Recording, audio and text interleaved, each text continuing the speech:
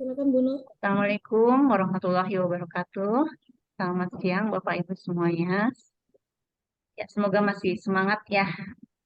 Hari ini izinkan saya untuk mempresentasikan penelitian saya yang berjudul Upaya Meningkatkan Kemampuan Membaca Pemahaman Mahasiswa melalui metode PQ4R.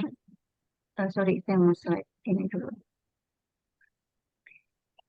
PQ4R pada mata kuliah Bahasa Mandarin, Prodi Administrasi Perkantoran D3 Universitas Pamulang. Oke, yang pertama ini saya ingin menceritakan tentang latar belakangnya. Ya, bahwa pembelajaran membaca itu sangat penting ya, khususnya untuk belajar pembelajaran eh, bahasa. Nah, dalam mata kuliah Bahasa Mandarin di Prodi Sekretaris, itu saya melihat bahwa mahasiswa masih kurang lancar dan kurang memahami teks bacaan. Ya, mereka kadang masih kurang aktif, sehingga saya mengupayakan untuk mengajarkan pelafalan ya abjad bahasa Mandarin dengan baik. Kemudian abjad itu saya ajarkan dari pertemuan pertama mereka mulai belajar bahasa Mandarin, kemudian eh, melakukan upaya ini menggunakan metode PQ4R ini, review, question, read, reflect, recite, and review. Ya, oke. Untuk tujuan penelitiannya, untuk mengetahui upaya peningkatan kemampuan membaca pemahaman mahasiswa melalui metode PQ4R ini pada mata kuliah Bahasa Mandarin di Prodi Administrasi Perkantoran D3 Universitas Pamulang. Untuk metode penelitiannya, kita menggunakan metode mixed method, yaitu metode kuantitatif dan kualitatif. Oke, untuk landasan teori, nah, di sini ada kemampuan, pengertian tentang kemampuan, membaca pemahaman, kemudian juga pengertian bahasa Mandarin dan metode PQ4S. Mungkin kalau kemampuan, eh, kita sudah tahu ya seperti apa kemampuan, itu kapasitas individu untuk melakukan berbagai tugas. Itu menurut Robbins dan Judge tahun 2014. Kemudian membaca pemahaman seperti apa, itu jenis membaca untuk memahami standar-standar atau norma kesastraan, drama atau kolafra fiksi, dan juga pemahaman terhadap teks pembaca menggunakan strategi tertentu. Ini menurut Tarigan tahun 2008. Selanjutnya, apa itu bahasa Mandarin? Bahasa Mandarin itu adalah bahasa Pepanghua, itu bahasa percakapan di daerah wilayah utara Cina, yang merupakan beragam jenis dialek percakapan yang digunakan sebagai bahasa lokal, seperti kita bahasa daerah. Sebagian besar bagian utara. Yang ini yang menjadi dasar bahasa nasional mereka yaitu Huai dan juga Koi, sebutan untuk bahasa nasional di Taiwan.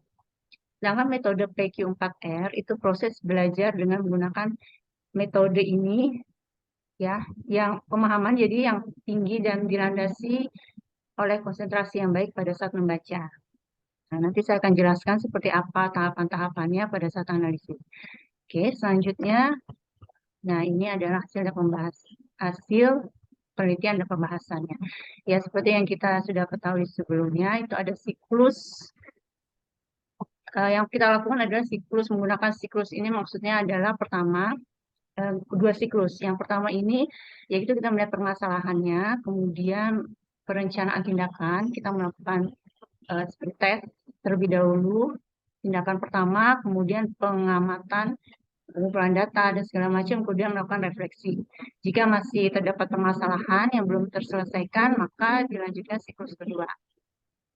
Nah, dalam penelitian ini, kami peneliti yang saya sendiri itu Nur Hayati dan Ani Rufeida, kita meneliti mahasiswa Prodi Administrasi Perkantoran D3 semester 1 yang sebanyak 12 mahasiswa. Ini sebenarnya kelompok ya, 12 kelompok.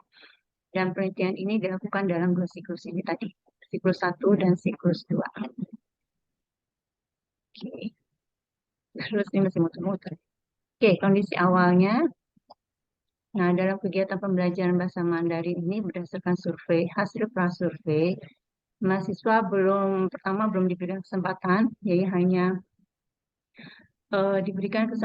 belum diberikan kesempatan untuk menentukan tema, membuat pertanyaan dan kesimpulan dari bacaan. Jadi awal hanya sekedar baca, tapi tidak apa namanya sekedar bisa baca gitu. Jadi, nah akibatnya sebagian mahasiswa ini kurang aktif, sehingga kami melakukan beberapa upaya tersebut untuk bisa membuat mahasiswa jadi senang untuk membaca dan paham maksud dari teks tersebut. Nah, dalam siklus satu itu di sini bacaannya itu menanyakan umur, kemudian mahasiswa dibagi dalam 12 kelompok itu, mahasiswa mencari ide pokok dari cerita yang disebut dengan review, preview, kemudian berdiskusi bersama kelompoknya untuk mengajukan pertanyaan antar kelompok itu.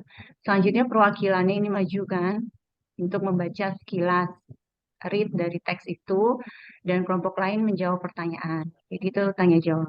Dengan melakukan kegiatan ini yang disebut dengan refleks. Setelah kelompok maju ke depan kelas, mahasiswa diminta meringkas bacaannya, sebutnya recite. Kemudian beberapa mahasiswa diminta untuk membacakan ringkasan cerita yang telah mereka buat review dari yang kelompok lainnya. Gitu.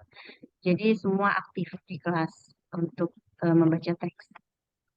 Nah, ini salah satu teksnya yang dibaca selain menaikkan umur juga ada menaikkan cuaca, ya. Nah, seperti ini bacaannya. Jadi karena bagi mereka ini panjang, walaupun saya eh, memberikan ini teks ini cukup pendek gitu, tapi kesulitan buat mereka memahaminya kalau tidak eh, semangat yang mengajar mereka untuk membaca dengan baik.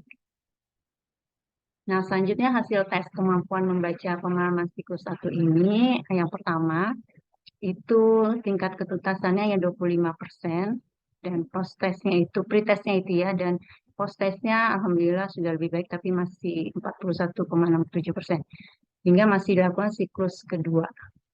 Nah, dalam siklus kedua, pertemuan pertama dan kedua itu mahasiswa ini tadi yang membaca teks yang membicarakan cuaca. Kemudian langkah-langkah yang digunakan sama dengan siklus satu tadi. Namun pada siklus 2 terjadi peningkatan. Mereka sudah mulai sering membaca teks, sehingga ada peningkatan sebesar 75,83%. Oke. Nah, kesimpulannya, berdasarkan hasil pembahasan di atas dapat disimpulkan bahwa penggunaan metode PQ4R ini dapat meningkatkan kemampuan membaca pemahaman mahasiswa semester 1 reguler T pada mata kuliah bahasa Mandarin. Dengan ketuntasan kemampuan membaca pemahaman mahasiswa pada siklus 1 sebesar 41,67% dan pada siklus 2 sebesar 75%. Jadi dari siklus 1 ke 2 terjadi peningkatan 33,33%. Ya, ya demikianlah presentasi saya pada hari ini. Semoga dapat memberikan, kurang lebih mohon maaf ya, dapat memberikan masukan atau tambahan bagi yang lain. Terima kasih. Assalamualaikum warahmatullahi wabarakatuh. Assalamualaikum warahmatullahi wabarakatuh. Terima kasih Bu